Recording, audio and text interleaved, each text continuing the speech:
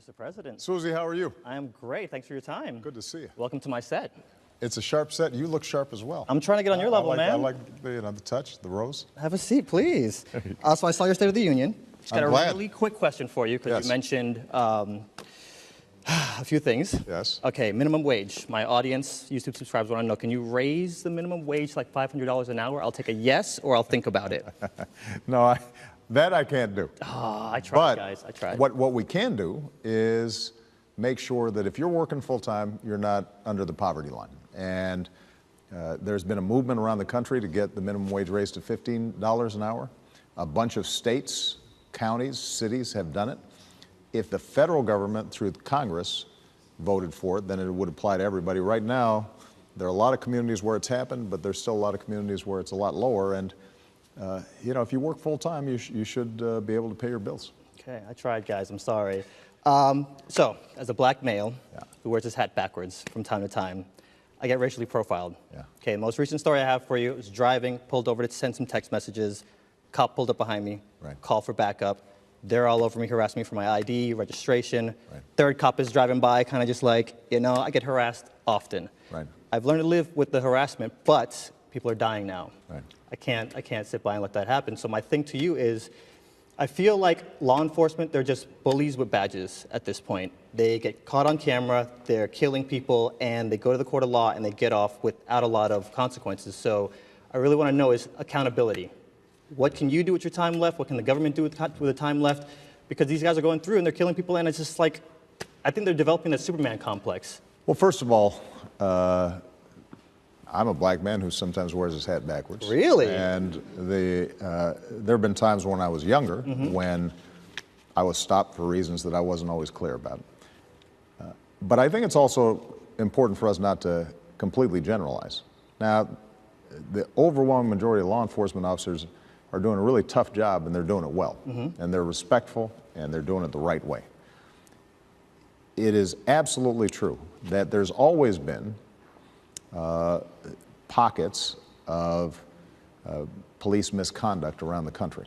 And we have to take that seriously, and what's happened is not that this is new. If you talk to anybody who is a little bit older and was African-American in Chicago or New York or any place else, back in the 50s, 60s, 70s, I promise you, it was a lot worse. Oh, yeah. So it's not that the situation's gotten worse, it's that our awareness has increased. And what we have to do, and I put together a task force that included both police officers and police chiefs, but also folks who were organizing protests in Ferguson, to come together. We put together a task force to give specific recommendations on how we could really deal with this in a serious way. Better data collection, body cameras, better training, a whole package. The problem is that most police departments, sheriff's departments, those are individual jurisdictions. They don't fall just under federal control. So I can't order all these reforms to be implemented. What we're trying to do is incentivize all these cities, counties, to adopt these practices, because when they do, not only is it good for the communities who finally feel like they are being well served and respected, but it's also good for the police officers because they have an easier time doing their job if communities trust them. I understand, you have to make split-second decisions, and my thing is, you're caught on camera doing things like the chokehold, and that's against the law. But you go to the courts and you're scot-free, so everybody that applies a chokehold from here on out, you kind of have to fall into that same thing. So accountability is kind of where. Well, one of the recommendations that was made was to have independent investigations rather than, in many cases, state's attorneys who are dependent on police officers to deal with a whole bunch of criminal cases. And that could make a difference as well. So what I would recommend, anybody who's interested in what this task force generated, you can go to the White House website, whitehouse.gov, and you'll be able to find these recommendations and other resources that tell you whether your local community is starting to adopt these best practices. Okay, let's move on. Election 2016. Now, our boy Donald Trump is doing his thing, and the people want to know, especially my friends. They want to know. They're saying they're watching the media. The stuff that he's saying is just, it's a zoo.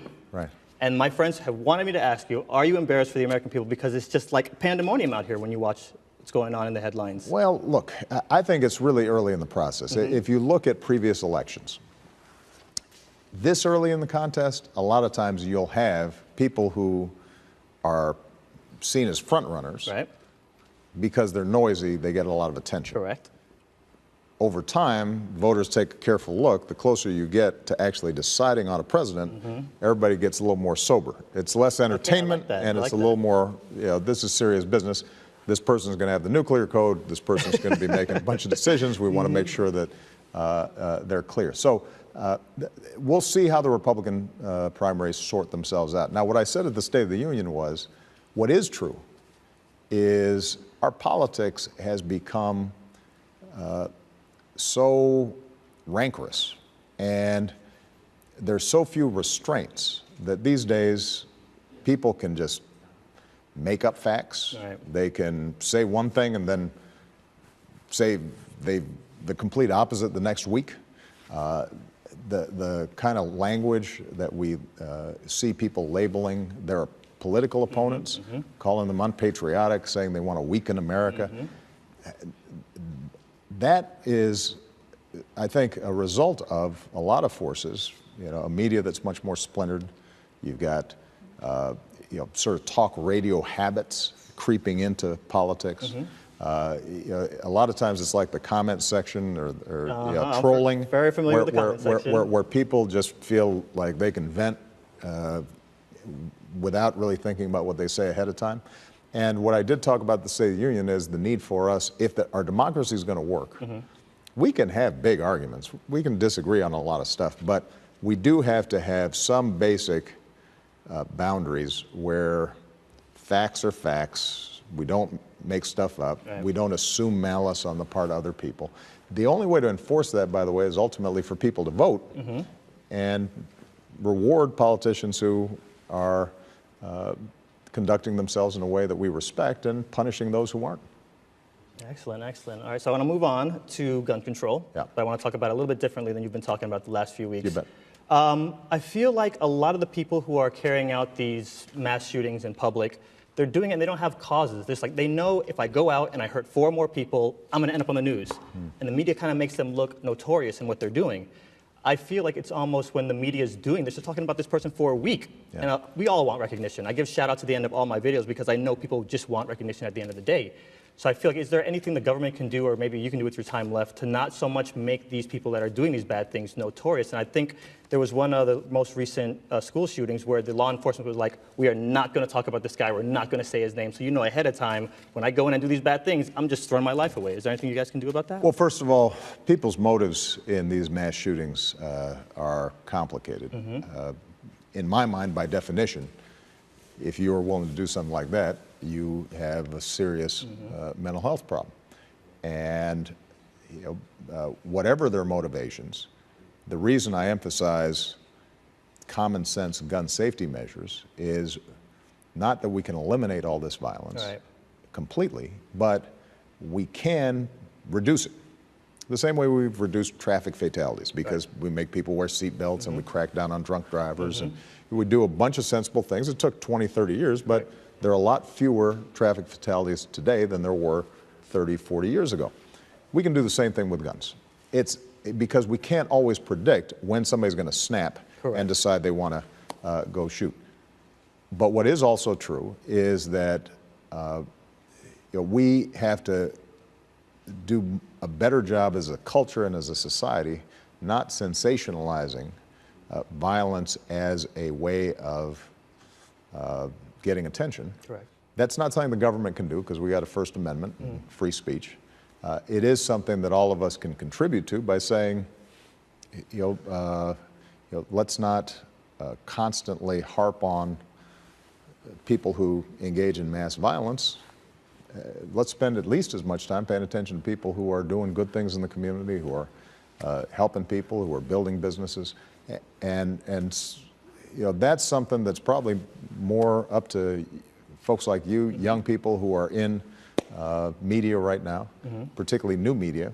How are you going to work together with others who have a lot of viewers to try to educate them about how they think about their world. Excellent. I want to talk a little bit also about the terrorism stuff going on.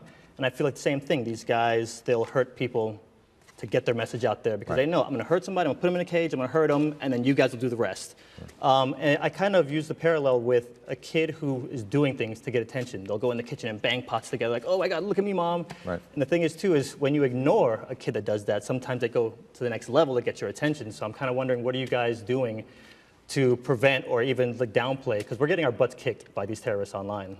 Well, here you're asking a couple questions. Number one, ISIL, their operations in Iraq and Syria are wreaking havoc in those countries. And part of that has to do with the chaos that exists there. They're going through a lot of changes. There are divisions between different sects of Islam, Shia, Sunni.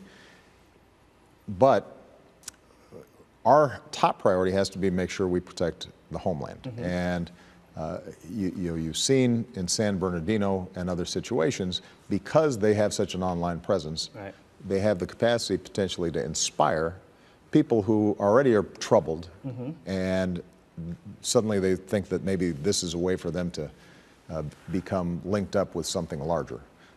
And that poses a danger. Now, as I said at the State of the Union, this is not an existential threat to the United States. This is not World War III.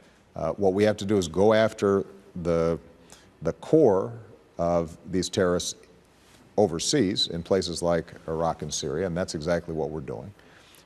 You're right, though, that part of what we have to do in terms of keeping the homeland safe, it's not that they're going to come and invade, it's more what are they doing online to persuade and inspire.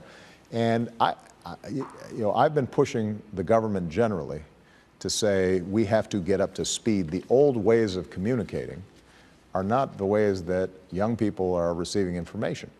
And if we're going to counter this violent narrative that twists and distorts Islam, one of the world's largest religions, and justifies in the minds of these folks violence, we've got to have